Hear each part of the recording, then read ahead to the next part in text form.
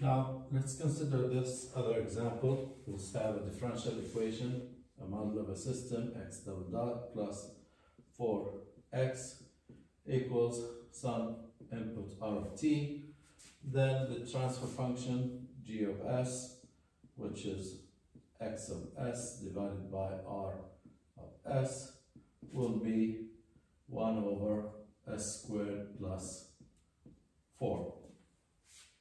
And again, I'm going to use r of s equals 1 impulse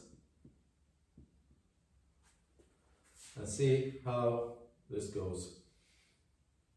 Now, x of s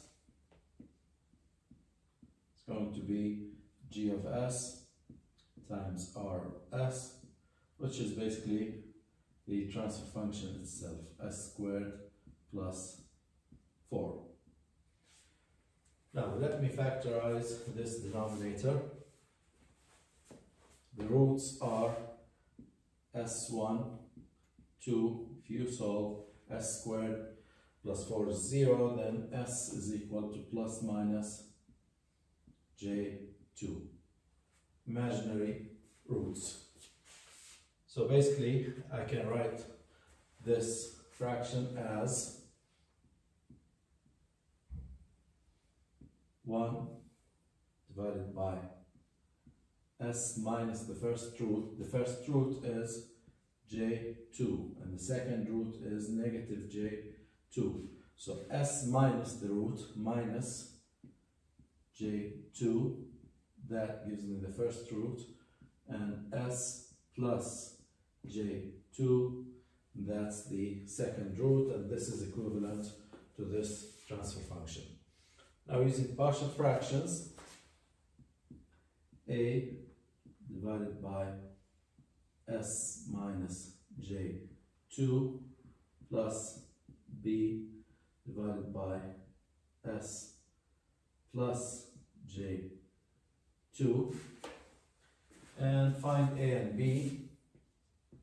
A equals basically s, the denominator of a, s minus j2 times x of s, evaluated at the root related to this denominator, which is j2, and that leads to 1 over j4. Of course, j here is the complex index. And b, same way, s plus j2 times x of s, evaluated at s equals s at b is negative j2, and that will lead to negative 1 divided by j4. Okay. So the partial fractions form of x of s is going to be x of s, a, which is 1 over j4, and the fraction is 1 over s minus j2, and b is negative 1 over j4, and the fraction is 1 over s plus j2. Now, that means x of t, using inverse Laplace, is 1 over j4 e. In this case, negative becomes positive, j2 times t. A is j2. And minus 1 over j4, and e, the opposite of this, you reverse this sign, and j2 t. Okay, so we have this complex response. Let me remind you here about the complex forms of the sine and cosine functions. The sine function, sine of theta, can be written in a complex form as 1 over j2 e2 I theta minus e2 negative, well, j, or actually theta. And for the cosine, that's 1 over 2 e to the power j theta plus e to the power negative j theta. So let me compare these forms here to what I have here. If I take 1/2 common and 1 over j2, the multiplication is 1 over j4, and that's common between the two parts here. I'll have e to j2t minus e to negative j2t. Now compare this part here to the sine form. It's a sine wave. It's exactly a sine wave, and theta in this sine wave is the coefficient with the index complex.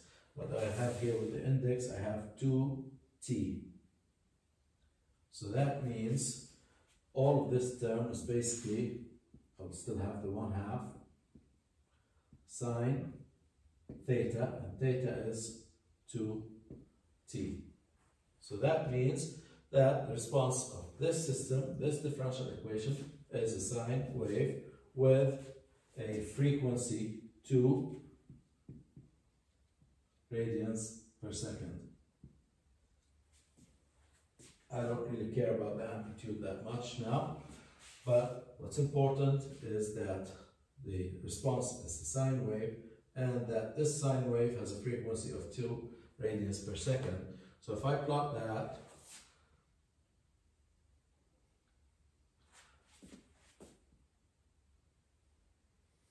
the impulse is going to cause some initial condition, and then we will have this sine wave.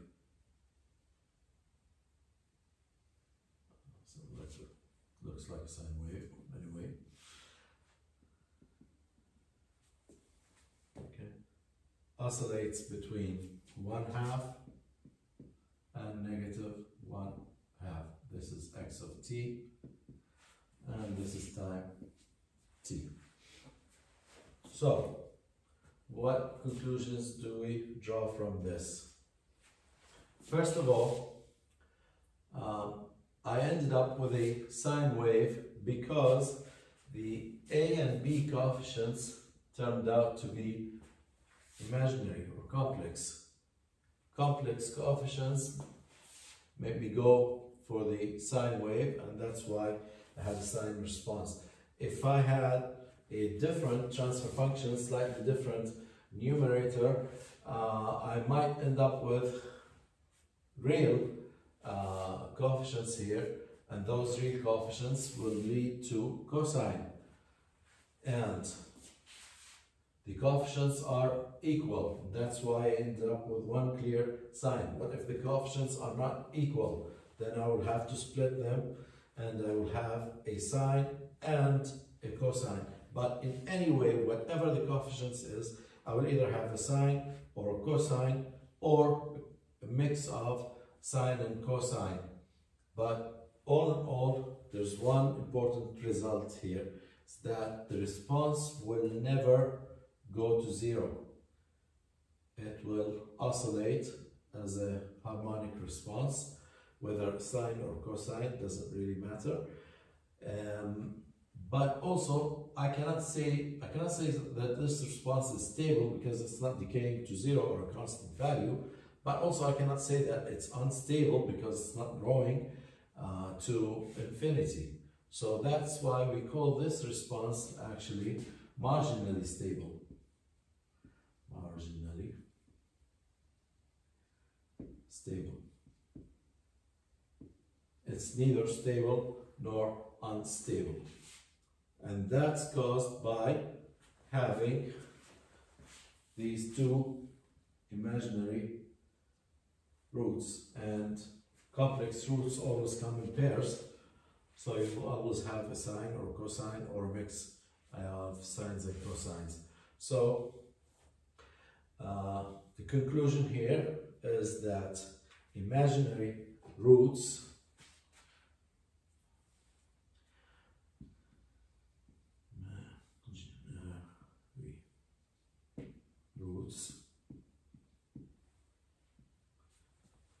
they lead to marginally stable response. And the value of the root here was -2. The value of the root appeared here. So the root is actually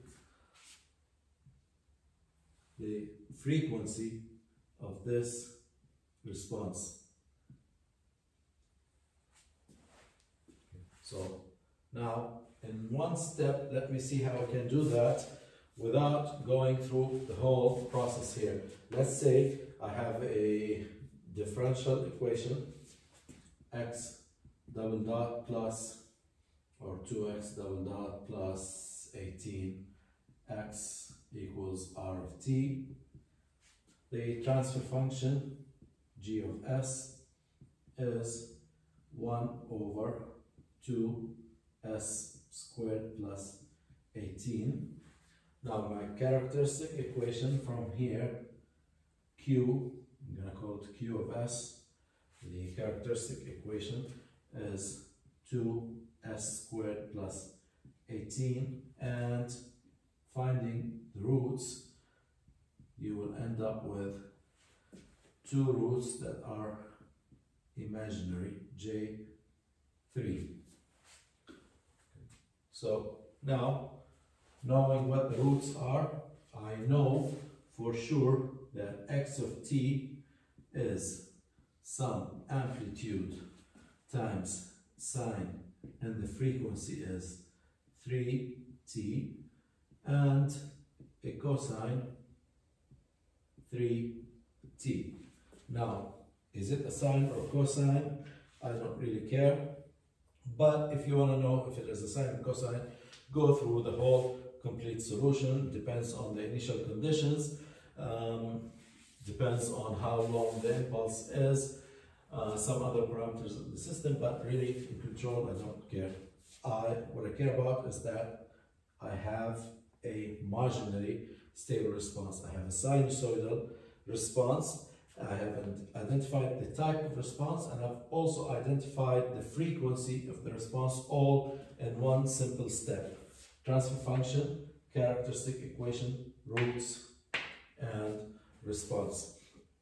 And that's exactly what we did with the real roots. Just check what the roots are, real, and then instead of sine and cosine, you will have exponential functions here. So that's for imaginary roots. So imaginary roots are never stable or never unstable. They're marginally stable. So now basically we have covered a large part of the complex plane, real, imaginary. We have covered the real roots on the left and right. Here, the real roots on this axis are unstable, on this axis are stable. The roots on the imaginary axis up and down are all marginally stable. So, the complex plane covers the whole, all the possibilities of roots that can exist in a solution. Now, I've covered the two axes. What happens if the roots are in this area? They're not on the axes. They're not real, pure real roots or pure imaginary roots. What happens in that case? And let's see how we can derive that.